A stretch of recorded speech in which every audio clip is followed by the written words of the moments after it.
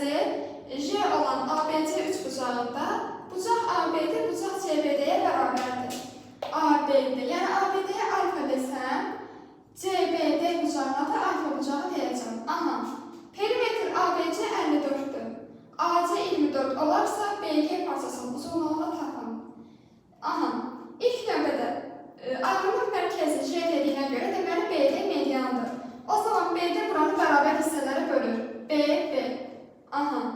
Mən həm də görürəm ki, bu BD tənböləndir. Tənböləndirsə, o zaman BC və BA tərəfləri də bir-birinə bərabər olur ki, tənbölənin tənasüb qaydası ödənsin.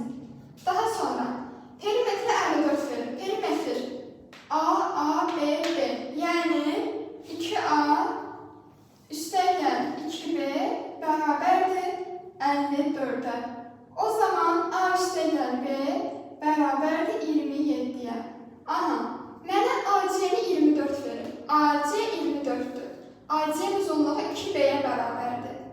2B-ni 24 veribsə, B olur 12. B 12-dirsə, A üstəgəl B bərabərdir 27 bərabərliyinə alıram ki, A-mız 15-dir. Aha, məndən soruşur BG parçasını.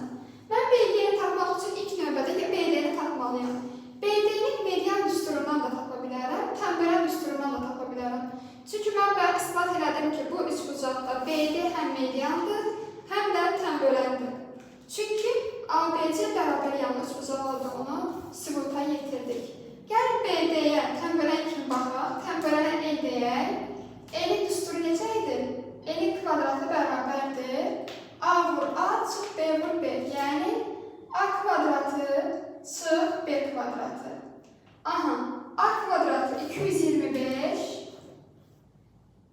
çıx B kvadratı, yəni 144. Cavab olur 81. E kvadratı 81-dirsə, E ilə bərabərdir 9. Deməli, biz indi BD parçasının uzunluğunu 9 tapmış olduq.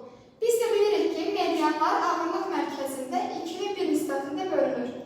Bura 2x olur, G-də isə x-a bərabər olur. Aha, x üstəgəl 2x, 3x 9-dursa,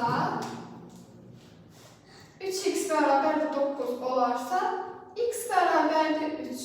X 3-dürsə, bizdə də BG parçasını soruşur. Yəni 2x-i soruşur. O zaman 2x bərabər olur 6-ya. Doğru cavab 6.